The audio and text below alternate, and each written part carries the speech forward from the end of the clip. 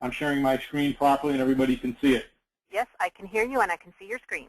Great. So let me give you the poll results, and my voice might kind of go a little bit quiet when we do that. Hi, Mike, you there? Just in case we need you for backup. I'm here. Okay, great. Thanks, Mike. So what I have is I asked, what's the most important criteria for hiring top passive candidates? A third of you guys said strong recruiter. 6% said a top-notch hiring manager. 17% an excellent employer brand. 12% said compelling messages. And 31% said a great opportunity. Truth is, they're all equally as important. Well, not the employer brand. If you have a great job and not a great brand, you can still hire a passive candidate. But without a great manager, pretty tough to hire a top-notch passive candidate. Without a great recruiter, pretty tough to do it. Without a great opportunity, impossible to do it. Let's be real frank. You get a top passive candidate, you know a great job, they're not going to take it. But if you just ask me what's the most important, if I had a great advertising or a great pitch, without that, you don't even engage with people. So maybe you need a great recruiter to deliver the pitch, but I've seen average recruiters deliver great pitches and attract passive candidates. So all of those things are important. I just want to set the stage is I'm going to make the contention is we have to now shift, massive shift to passive candidate recruiting. I'm going to make the case today as to why that's the case and make a proposal as to how this can be done in the best and optimum manner. So let me kind of go through the agenda today of how to make the shift. First off, I'm going to make this suggestion is that making hiring a business process is going to be an essential component of this whole component here. Hold on one second. Sorry, guys, I had a dog who wanted to get out of the room here, so I had to allow her to do that, else she'd start barking and screaming and yelling. That's actually one of our recruiters in the office here, so but they do get a little bit canine every now and then when they get a hot candidate. I'm going to contend that one of the reasons why companies have difficulty in consistently hire top people is that hiring in most cases is a result of the recruiter, is a result of some unusual set of circumstances that only exist temporarily. A great recruiter who leaves, whether you need one or not, the fact that that person can leave means you don't have a business process. You're relying on a great recruiter. So I want to really make the case is a good business process can help companies make that shift. I've got to prove that, but I'm going to believe that. And I'll even make the statement is I am fed up and I'm not going to take it anymore. And many of you might have, some of you might have heard me at ERE a couple of weeks ago, 3 weeks ago, where somebody asked me, I was in front of the whole group, and it was Kevin Wheeler, John Sullivan, and I, and somebody asked, one of the hosts asked me, he said, Lou, what do you see as the big trends for our industry? And I said, I don't see any trends. I got to tell you, we're in the same vicious cycle we were when you asked me that question, or somebody asked me that question 11 years ago. 75% of the vendors were sourcing. 75% of the presentations were on sourcing. Nobody was on recruiting. And we've been chasing this sourcing silver bullet for 12 years now, and we're not there. In 1999, it was how great the job boards were, and then we evolved to how great SEO was, and how great SEM was, and how great search engine out there, jobs to webbers and talent hubs and all this stuff, and they're all real good, but we're still going after the sourcing silver bullet. We haven't solved the hiring problem. So that's really what I address. On the right-hand side here, I said there's a top-down approach where we got to have a process driven from the top. We also have a bottoms-up approach with the recruiters driving it. That's what I make the case. You do need great recruiters, but you also need great processes and engaged managers and engaged executives. I'm going to contend now the economics of where we stand now is it's almost too late, but if you don't do it now, you're never going to get there. You're just going to wind up in a perpetual cycle of chasing your tail. And I think it really requires a shift from a sourcing to a recruiting mindset. We're still in this mindset it's about sourcing. No, it's about recruiting, which includes sourcing, but it's about recruiting. And you do need strong hiring managers engaged. There's no way anybody's going to hire a great talent for a company that maybe not a great employer brand unless the hiring manager is strong. I just have never seen it unless the hiring manager's boss intercedes. How to do it, I'll give you some ideas on strategy, which are both top-down and bottoms-up, and then I want to introduce you to what I call the Recruiter Circle of Excellence. I'm so fed up with it, I decided I'm going to take on a task. Most of you guys know I'm getting ready to retire, but I'm going to go 3 to 4 or 5 more years, and I'm going to finally fed up with having sourcing lead it. Now, I really want to change, hey, great recruiters can drive the process, but it's got to be a process they're driving. I'll introduce you to that. A word from our sponsors, Bounty Jobs, and I really appreciate Mike for being here and sponsoring this program.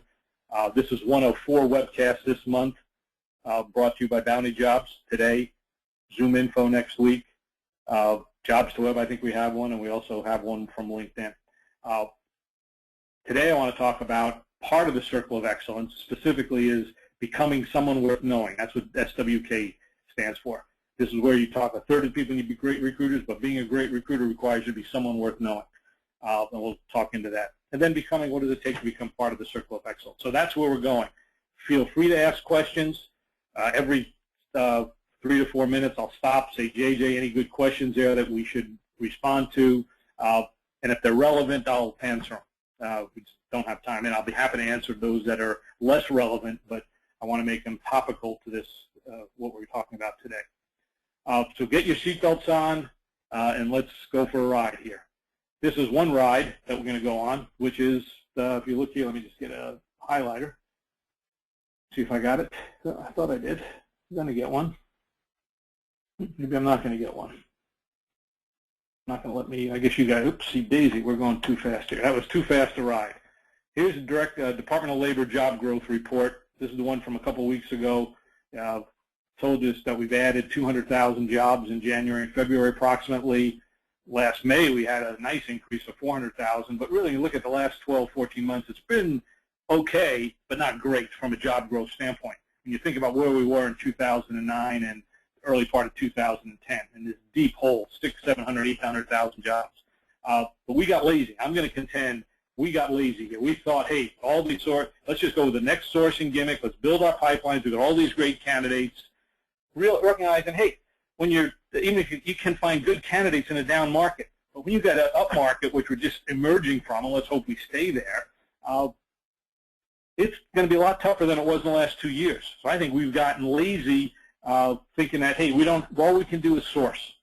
And that's where I saw this at ERE. Everybody was talking about how easy sourcing is now and finding people. But it isn't going to be that way, and I think most of us feel that right now. I'm working on 3 or 4 searches right now. It's not easy. We're finding a lot of great passive candidates, but once they say that they're starting to look, they're open to everybody. And within 24 to 72 hours, or 48 to 72 hours, they're finding great positions from their previous mentors. We did a survey with LinkedIn. We're going to actually, at the end of the month, we have another more in-depth survey on this. The highlights of it, we found of 300 companies around the country talking to VPHRs and directors, more than 50% are going to be hiring more than 10% this year over last year, which I think we probably already know, but we're just going to do a little dissection of that. But what I see here is that it's not the fact that I think we tend to look at the absolute number of job growth of 200,000 or 195,000 or 250,000. I think it's what we really have to think about is not the velocity of this, but the acceleration. We're growing at a faster pace, and it's the acceleration, it's the rate of change that's important, not the absolute level. And here's a chart that I got from a company called Wanted Analytics, very cool company. You'll be hearing more about these in the future. They've been tracking for the last 5 years every single job posting on the internet from every major board. They've eliminated duplicates, and what they show, and I think it also came the Department of Labor JOLTS report, which is a job opening report came out yesterday. This is a little bit cleaner data, but exactly the same trends. Since December, we've seen a growth of, these are online postings. So they had about, let's say, 190,000 up to 250,000, almost a 20% growth in job postings in 2 months. It's the rate of change, which is the slope of this line, that really determines the impact we as recruiters are going to see. Companies are now starting to post jobs at an accelerating rate. What's interesting about Wanted Analytics is you can actually drill into the data, find the supply of potential candidates and the demand for potential candidates. So if you're looking for a networker in Chicago or a network administrator in Chicago, they got exactly the number of openings for that and the number of supply. Interesting, they also have what companies in the last 5 years has hired these people. So now you can go dig back in there and find out what you got to do. But very quickly, with just the supply-demand kind of numbers, you can figure out who's active and who, if you have to take an active candidate strategy or a passive candidate strategy. So it's getting sourcing driven by analytics is really one of the first steps you have to see. And the theme that I would like to say is we're going to see an accelerating rate. Now, I'm hoping this gas price increase, energy price increase doesn't stall the recovery, which I have a feeling it might. But the next number, if we see this number, for April increase, we're going to be in for a very, very hot summer, which is pretty cool from a recruiter standpoint. But I'm also going to contend you can't use an active candidate strategy to find these people. Many of you know that last month, end of last quarter last year, we did a very, very big survey with LinkedIn. About 7,000 respondents. We selected it down to 4,543 respondents who were fully employed working for corporations. And we discovered only 8% of the fully employed professional market was actively looking, meaning, and we defined actively looking as 2 to 3 times a month going to a career website. 8% out of 100%. 10% were kind of looking, but not going to career sites. They're using aggregators and search engines to find stuff. But they're only doing it 2 to 3, 4 times a month. So if you weren't shown right there, so if you're relying on an active sourcing strategy, posting on major boards, you're only targeting 8% of the market. And if you're 10% of the market will only go to page 1 or 2 of an aggregator or a search engine. So if you're not there, you're just not even getting those people. So totally different game. 16% were actively thinking of looking and actually made some progress toward looking, but they only called a very tight network, either a previous coworker who they trusted, a previous mentor, or a recruiter they knew. I call those tiptoes. Pretty good group of size. That's 16%. But if you're relying on a posting on a job board, you get that 8% of the market. If your search engine optimized that on your first page or two, so you better check, you have the potential to get another 10%. If you have if you've got a great brand, or I should say a great network of through your employees, or a great recruiter, you can start really getting serious about recruiting. 44%, what was said, totally passive. Totally passive. However, they would take a call from a recruiter, hey, would you be open to explore something if it was great? And they said absolutely. There was not even 100% would say that as long as it was a career move.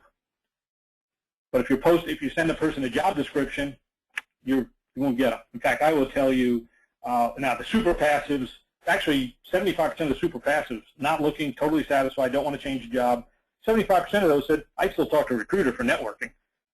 So just about everybody would talk to you. But I'll tell you, very active candidates, all they're looking for is any job. Semi-active is looking for a lateral transfer. So if you're posting a job, you'll get 8%, and if they see it, the semi-active people at least were somewhat open. Tiptoers weren't looking for a lateral transfer, so you can't even use job descriptions for them. You've got to use some other kind of document, but it basically has got to define clearly a good job in comparison to what they got. I'll even say a better job. Explorers were looking for a significant career opportunity. So now making the shift to passive candidates isn't just, oh, I got some names. It's also a fundamental change in how you market and process and react to these people. And that's where I go to the hiring manager. I have all my hiring managers, just had 3 in the last 2 days, meet my candidates online for an exploratory session, which is almost a meeting amongst peers, just a discussion to see if this is a career move. That's just one step of about 8 you have to make. But the issue is thinking about your market. 82% are not even active. 10% are somewhat active, but you better be able to push an ad to them as opposed to having them hunt and peck for it. And 8% are really only the active market. So you're talking 82 versus 8. And I think you really want to go after the 82%, but you can't use traditional active candidate sourcing to pull it off. And I'll actually make the statement is the active candidate pool is overworked. Everybody's doing it. Everybody's going after them. After a while, let's recognize, guys, you can have a great pipeline of candidates, but once the market gets hot, everybody's got that same pipeline. So don't believe that you got this exclusive pipeline that nobody else gets. If you got it, everybody else can get it. It's how you work the pipeline that's real critical. real, and we're doing some, we're not working, I just saw something, how a director of engineering is working a pipeline at Netflix for API. You just put Netflix API, Daniel Jacobson, you'll see how to work a pipeline. He knows how to work a pipeline. So if you build a pipeline, you better understand that it's not just having a bunch of names there and sending a few emails to them once a month. The shift from active to passive, just obviously a passive candidate means you got to go reach out and pull them in. The idea that active candidates, active people are candidates. They're already interested in your job.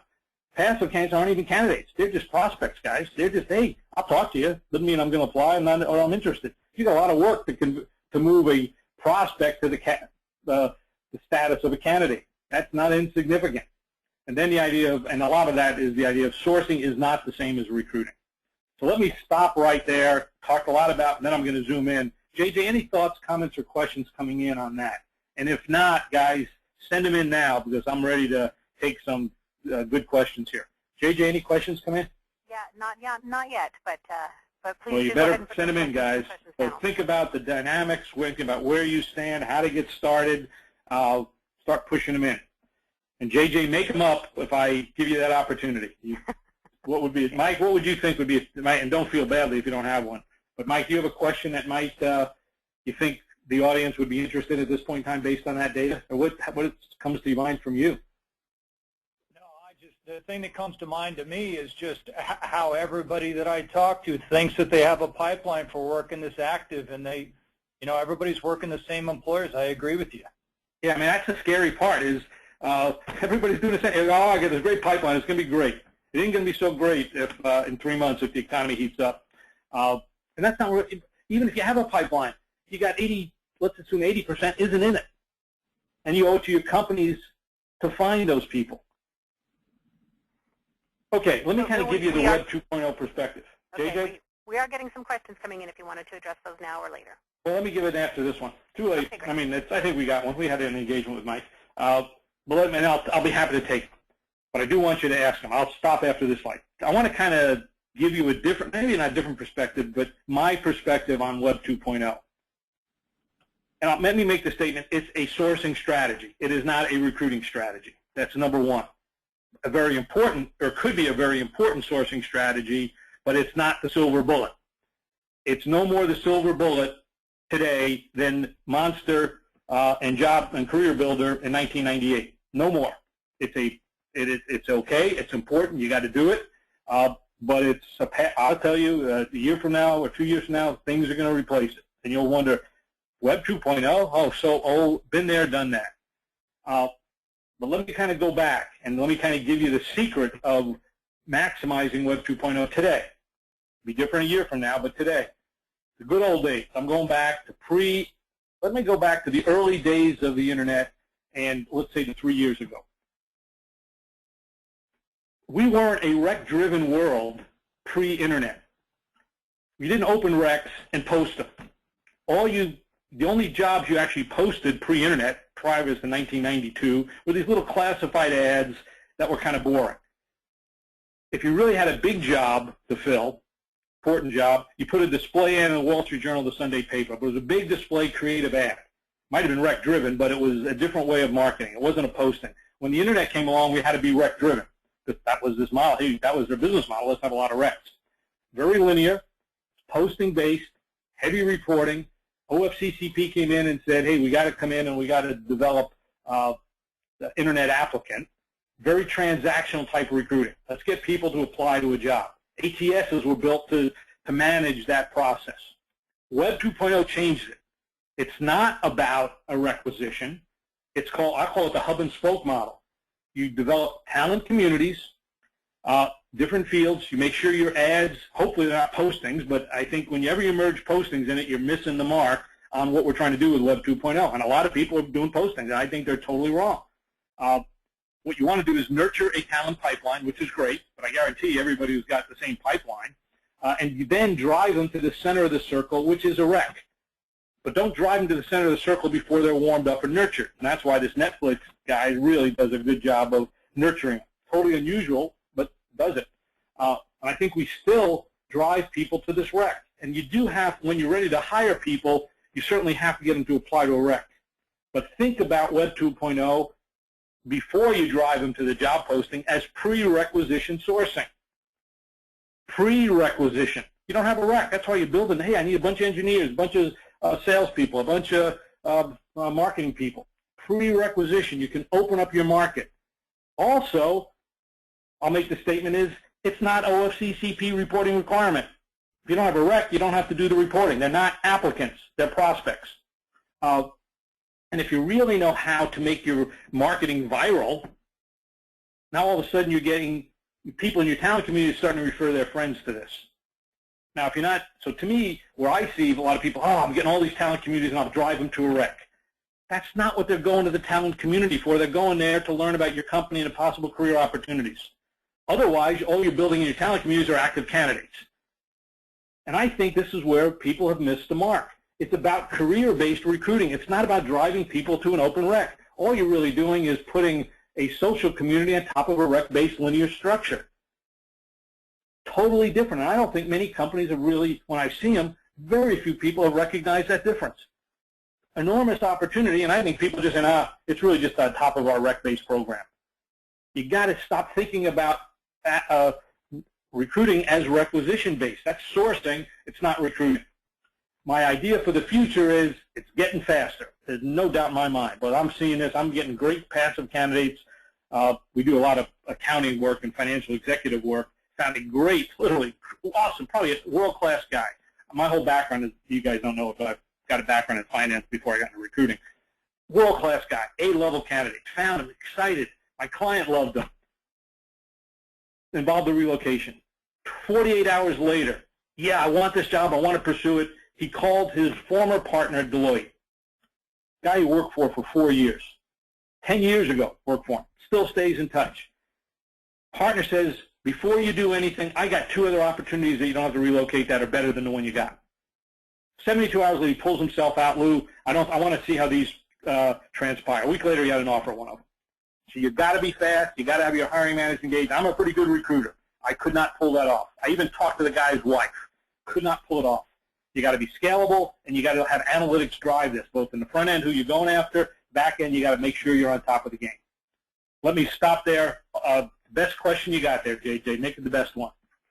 The best one, you mentioned you have to have your hiring manager on board. What suggestions can you make about engaging the hiring managers, and how do you train them to sell these as opportunities and get on board? Yeah, that was a setup question. I'm sure that was somebody from my team. It was an honest question from Susan. Susan, thank you very much. The reality is we have a whole course on that. It's called our Performance-Based Hiring Recruiter Training Course.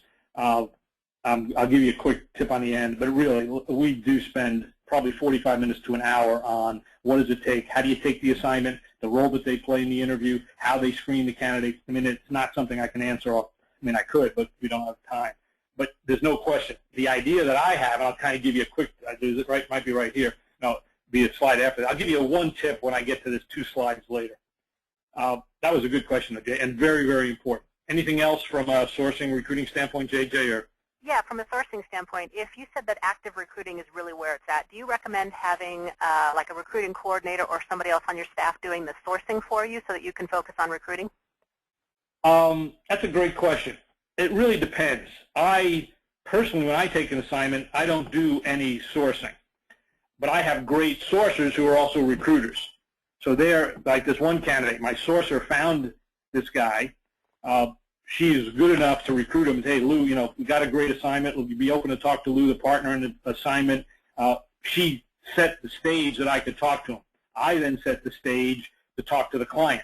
The client, we actually got it close there. It was, I knew his wife was always a problem. She didn't want to relocate to this community, but I got her open-minded enough. Literally, I called her at home the night when I knew the guy wasn't there. I knew he was working at the office. I called her and said to ask him this candidate's there, and I wanted to chat with her to get her level of interest.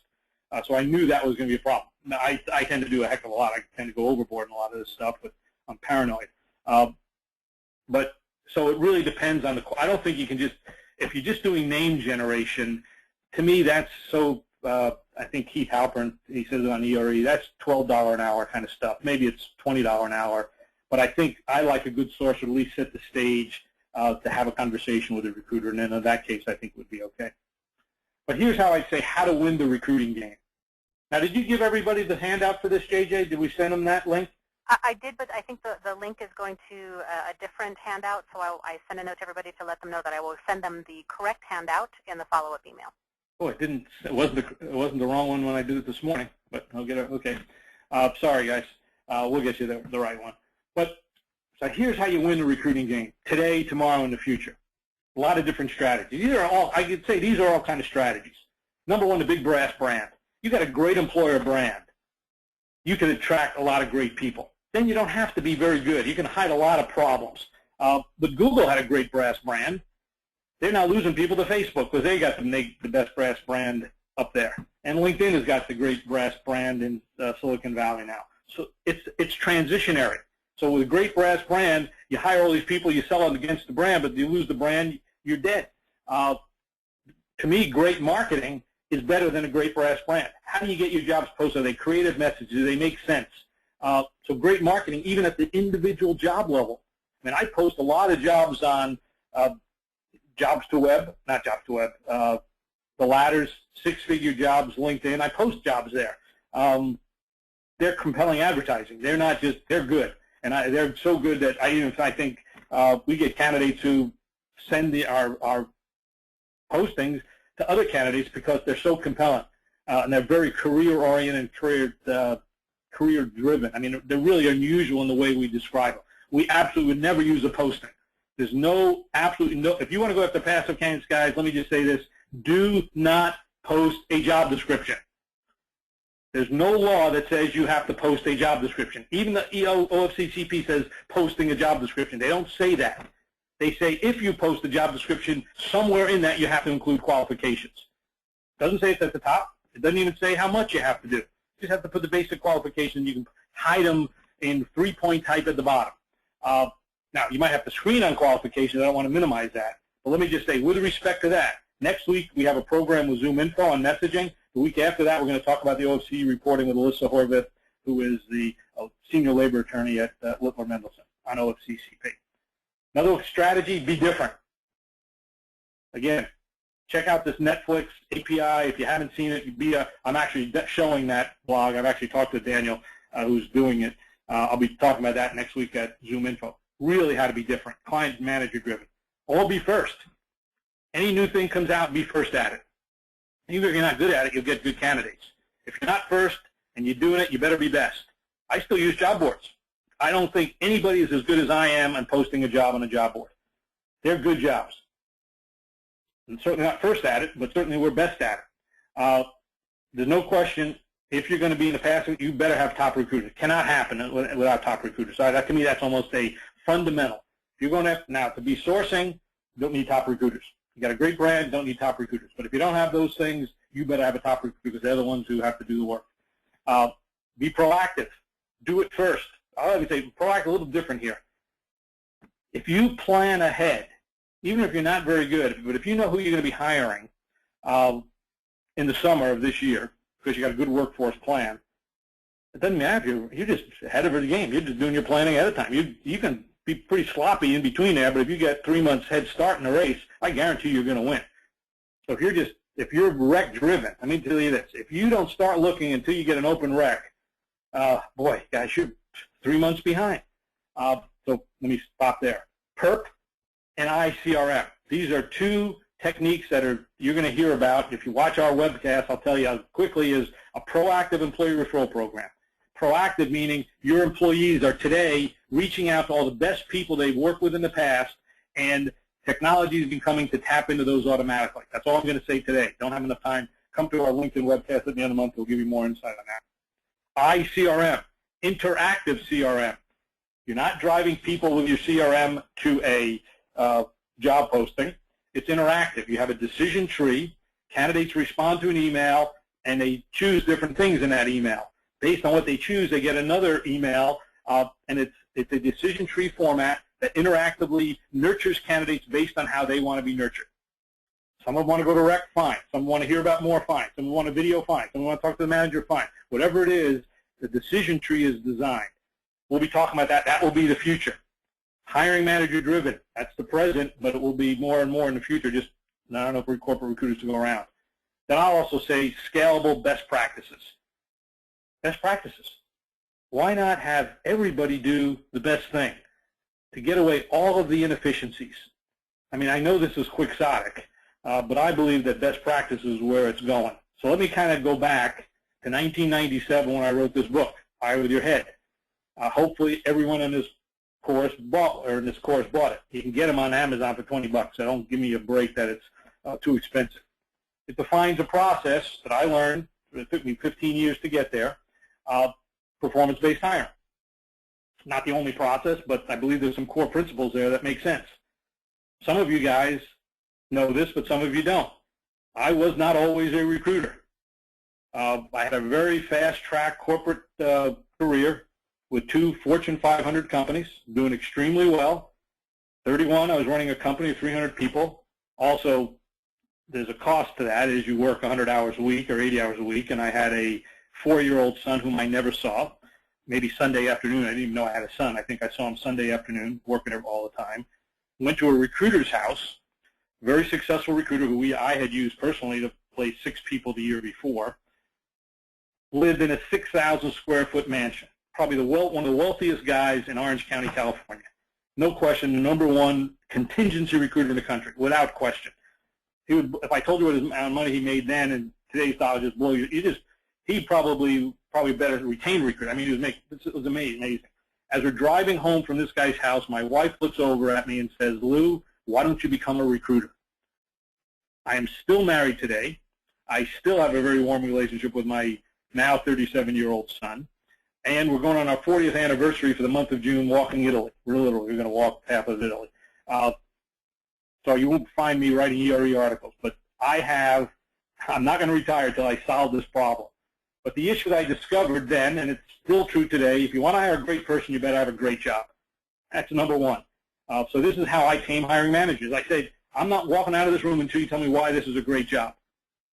Using this job description, I'll get an average passive candidate because it defines a lateral transfer. Why would a great person want this job? That's step 1. Step 2 is good people don't look for work the way average people look for it, which we already kind of described why you have to go to passive candidate.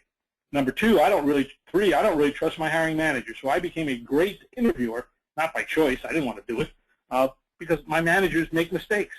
And I wanted to learn how to overcome some of those mistakes. So we created a 2-question interview. We have a course on becoming performance-based hiring certified. And then I realized, hey, you got to close the deal, guys. And in 1982, I realized I never had enough money in the budget. Never. So I said, maybe I could fight this and try to argue for more money and try to get the candidate to take less money or change the whole dynamic.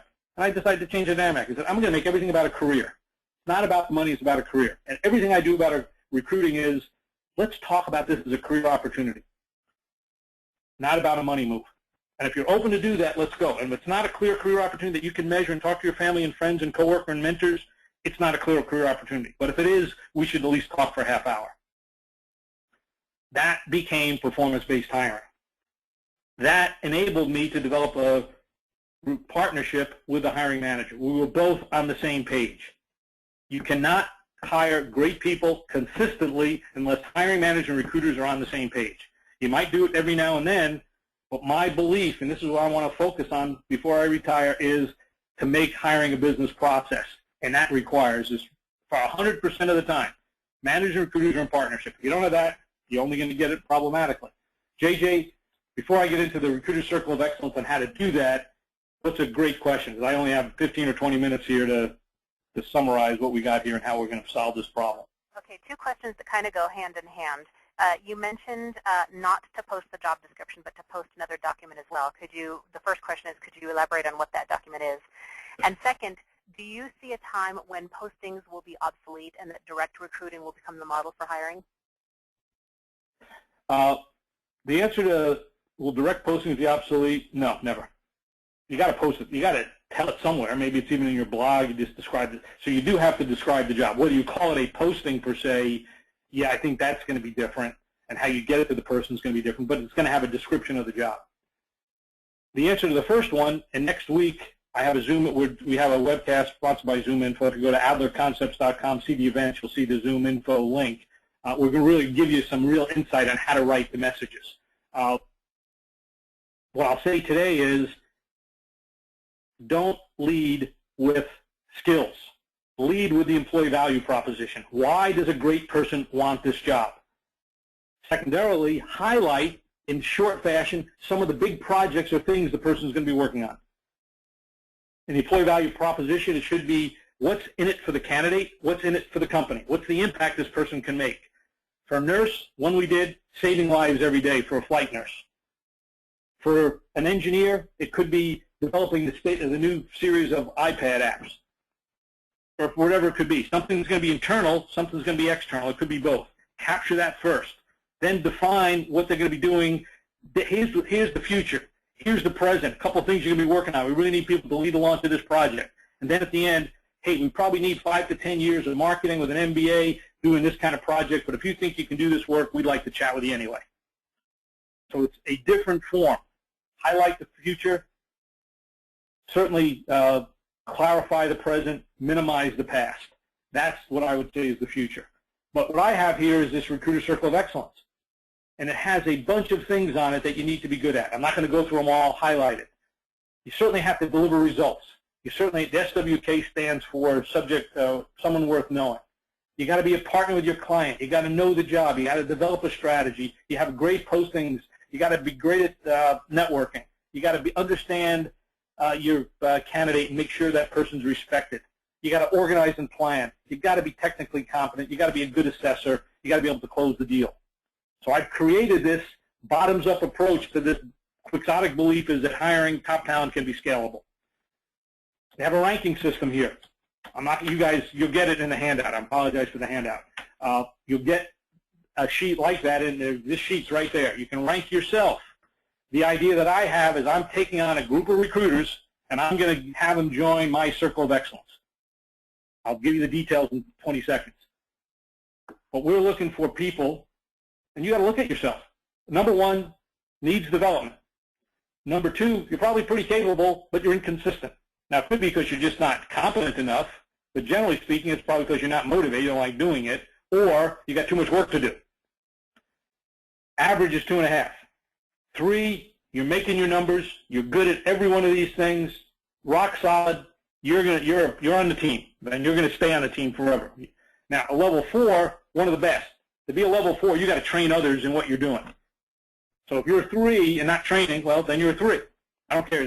That's what the difference. Being good enough at all this to do the work, that's a 3. Now we're taking a different level. 4, you're so good, you're making your numbers, you're exceeding your numbers, you're also training other people. A 5 is you're sought after, you lead the change. You break down walls. No, we're doing it my way. So what we're looking for in a circle of excellence is go to our certification program. I'll give you a quick tip on how to sneak peek or how to sign up. This is how you join the circle of excellence. This is how you learn to engage with managers. The quick take is you have to take the course. You have to get B+ or better in the certification. Then you will be invited to join the circle of excellence. To really be a key part of it is I call it the 4x4x3. You've got to be 4 on at least 4 of these and 3 on everything else to become a member. Then you got to keep it doing it. I'm not going to go any further than that. But the idea behind the circle of excellence is I want everybody to drive them through the performance-based hiring certification process. Now, just separately, I'm working with a bunch of senior-level VPHRs, VPs of talent, directors of recruiting who are working it top-down, who really believe this will work. Now, obviously, they're modifying it for their own company, but we got proof. We're starting to really believe that hiring can be scalable. Can it be ISO certified? I don't know. But nonetheless, it's a repeatable process.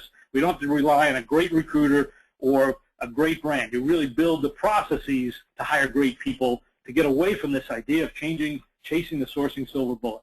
I really got fed up with it, I tell you. And I didn't know I was going to say that, but when Master Burnett asked me, Lou, what do you see as the trends of the future? I said, same old, same old.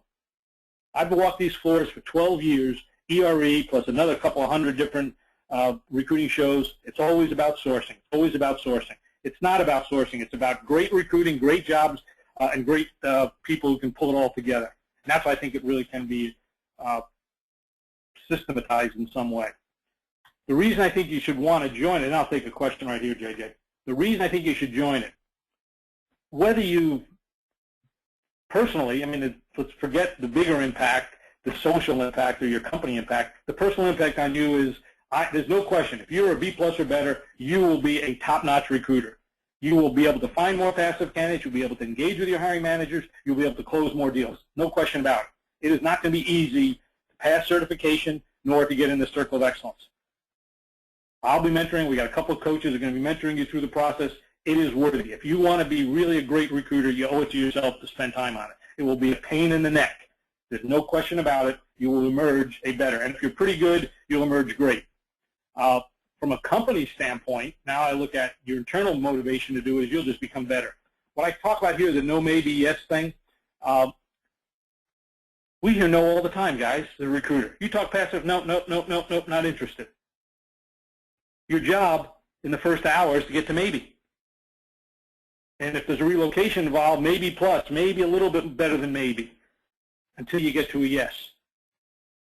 But if you saw the Jerry Weintraub, His Way show, that's the kind of movie producer he did. You know, he was you might not know that.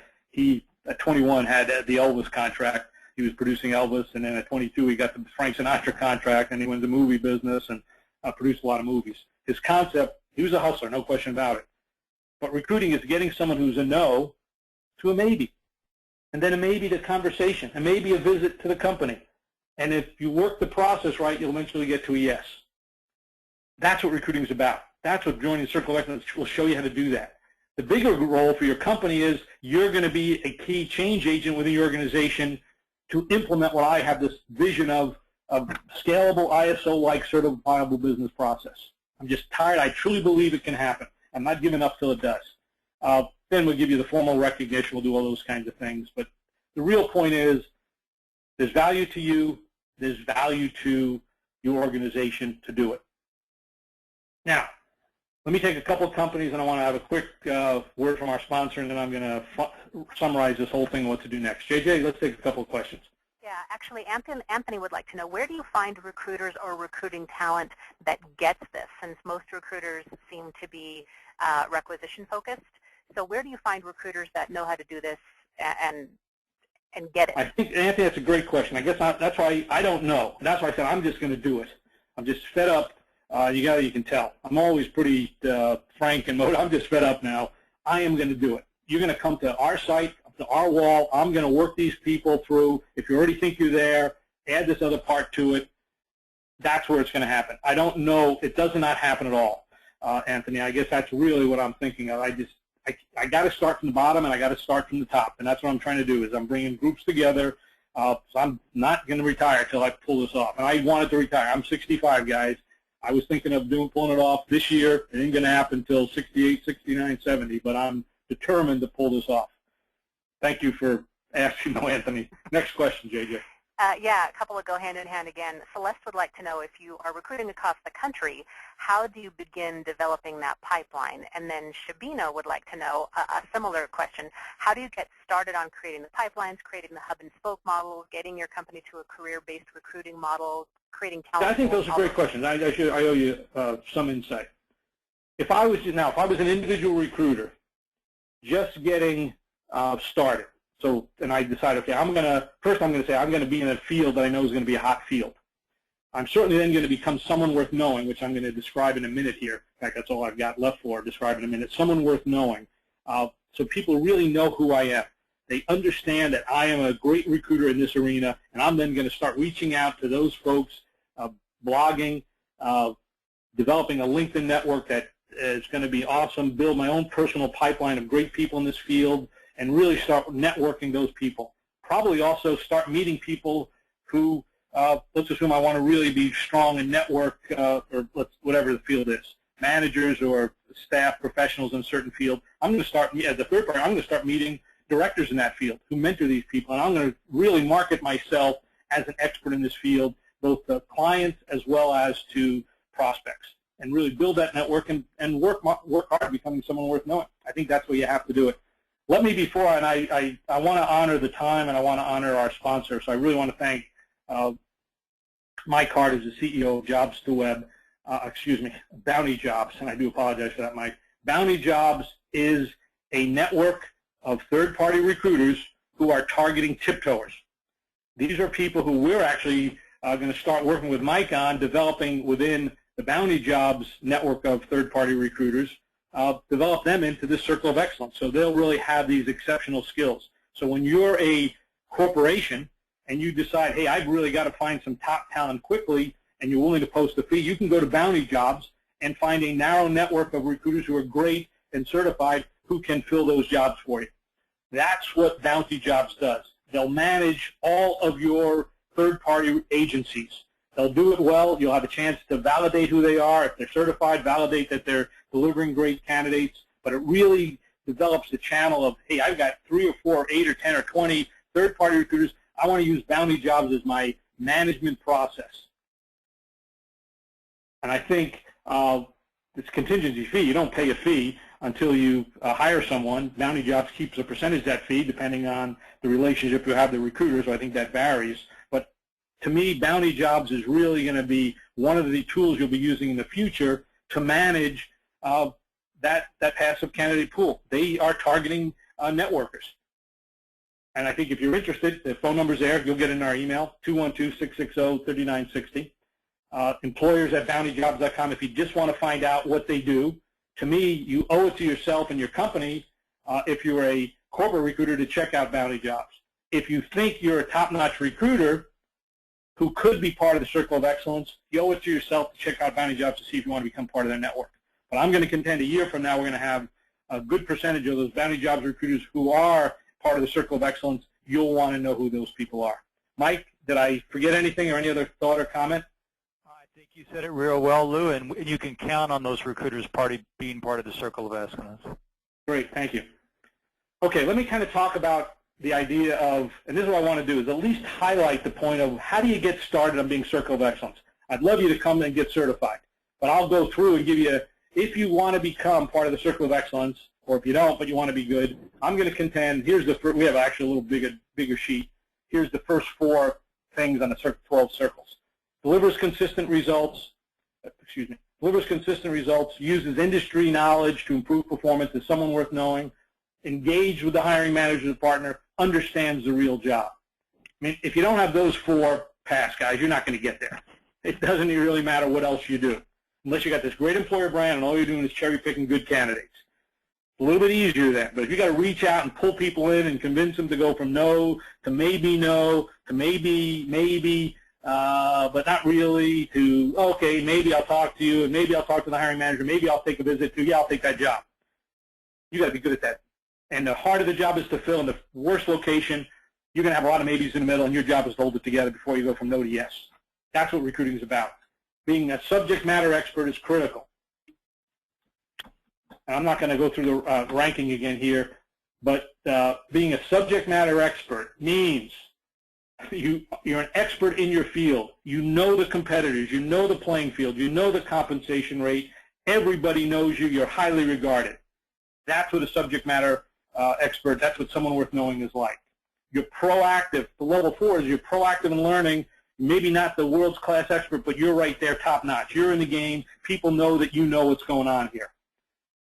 Level 3, hey, you can play the game. You're quite knowledgeable. You don't know everything, and you can look it up, but you're pretty good. I mean, people will say, this person's a good person, knows the stuff. But you're not the expert. You're not going to get in front of a group and train a group of managers of what's going on in your industry. That, to me, is if you're not at level 3, don't play in the passive kind of recruiting game because it won't work. You're going to waste a heck of a lot of time. Now, if you're a recruiting leader and you got people who don't know their industry, don't know the trends, don't know the hiring manager, don't know what's going on, don't know the compensation rates, do not play in, don't let them play in the passive kind of recruiting game because they will talk to a lot of people that you're not going to get hired. Because when you talk to people up, they expect you to, hey, what's going on in my industry? Are you aware that my client is the #1 leader? They just developed this new product line. Oh, by the way, your compensation, given the industry rates, are probably a little bit high. On the other hand, if I can put you in a faster career track, wouldn't it make sense to at least have a 30-minute chat? You have to have instant credibility when you talk to these folks. Now, let me kind of talk about why being a subject matter expert and someone worth knowing is so important. You're sought after. You do get lots of referrals. You get the first shot at tiptoers and explorers because they want to talk to you. Even if you don't have a job, they still want to be part of your network. So the person who said, how do you get started? My sense is become someone worth knowing. If you're someone worth knowing, you close more people, you close it faster, you increase your company's quality higher. you're sought after by hiring managers and other companies and clients. 100%, all your messages are returned. You call someone, hey, this is so-and-so, I'd like to link up with you. They check your LinkedIn profile, and they call you. From a hiring manager standpoint, every one of your candidates is seen. Of course, they wouldn't even think twice about not seeing your candidates. You control who gets hired. Might not be the person with the greatest presentation, but you know that the person you're going to represent and is the best person is the best performer, and you're trusted in that whole selection process. That's why becoming someone worth knowing is so important. How to do it? You got to know the company, the industry, the dollars, the comp, the legal issues. You got to know the job and the career path. They always ask that question. You know and advise the hiring manager and the team. You're well networked. You advise and coach prospects. I had a call yesterday from a great world-class guy. Calls me yesterday. I have someone else working the assignment, doing it well. This candidate, I just didn't have time because I'm doing other things. Candidate calls me up, meeting the hiring manager tomorrow, wanted some inside information. I knew the company, I knew the progression, I knew where the company was position-wise, I'd read the SEC report. He said, wow, you know this company inside out. Now, you have to. Did not seem illogical that he would say that. I would have said, of course, I'm affecting, I didn't say this to him, I'm affecting your life. I'm affecting your career. I cannot take that responsibility idly. I've got to understand what I'm doing. And if I'm wrong, I'm affecting you, your life. In fact, when you think about it, you're affecting the candidate's life who's a passive candidate. The company, big deal. I mean, the company is definitely important to have a great person. I don't want to minimize that, but it's one of 10,000 people. But for the candidate, it's one of one. This is my life you're affecting. Do I trust you? And that's why you have to be someone worth knowing. JJ, thoughts? Let me take one more question. We'll wrap it up. JJ? Did you guys lose me? Nope. Can you hear me? I can hear you now. I was muted. My apologies. Yeah, lots and lots of questions, actually. Regarding the Circles of Excellence, is there both Robin and Sarah want to know if there is an average or maximum number of recs that you think that a recruiter can carry or manage in order to meet all of those COE competencies? Great question. There's so many variables. I personally, I can't answer that. I'll say off the top of my head, if you're working 10 to 15, it's probably okay. 20, unless they're all exactly the same spots, impossible. But I think you should be able to make 5 to 8 placements a month. Let's say 3 to 6 placements, 7 placements a month. That's how I would do it. If you have a strong research team and good sourcers in there and a good admin and a good candidate care person, yeah, you probably could do that. But if you're doing everything from beginning to end, I don't see how it's possible to do more than 3 or 4, maybe 5. So that's what I said. It depends on the uniqueness. On the other hand, if you're handling a director of accounting and a manager of engineering and somebody off in logistics, who knows?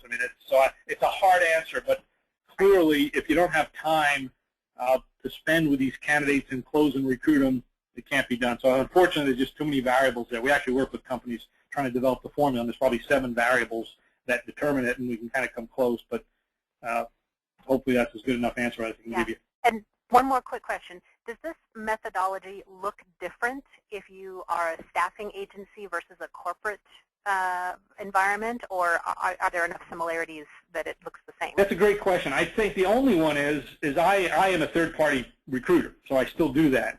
In some way, I'm easier because I can cherry-pick the assignments I want, but I tell clients, we're going to use performance-based hiring. Here's my service level agreement, and I go through it. I do have companies now that have done exactly the same thing. That's where I call it the top-down versus the bottoms-up position.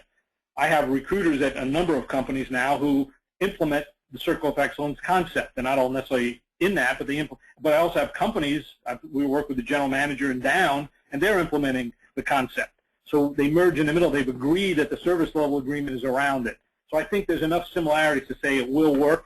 There might be some differences, some legal issues, some other issues and some marketing and branding issues that kind of affect it.